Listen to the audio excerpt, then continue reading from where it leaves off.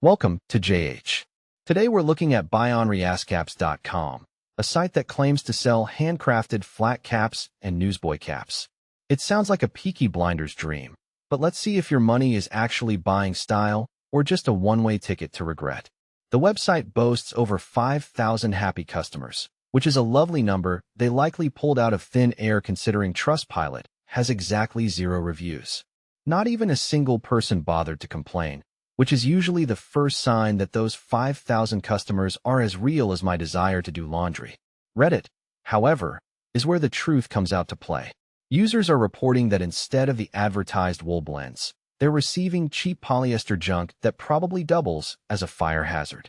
To make matters worse, the images on the site are stolen from actual retailers, and the dapper gentleman modeling the hats is almost certainly AI-generated.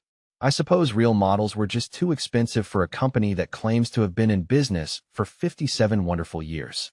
That's an impressive legacy for a domain that was registered in October 2025. Unless they spent the last 5 decades selling hats out of a time machine, the math simply isn't mathing. The red flags don't stop at the fake history. The website is littered with placeholder text in the FAQ and conflicting stories about their origins. If you have an issue, don't expect a friendly voice on the other end. Their customer support is just a lone email address. It's essentially a digital void where your refund requests go to die. Between the stolen photos, the brand new domain, and the wave of negative Reddit experiences, this site is shadier than the brim of a very large hat.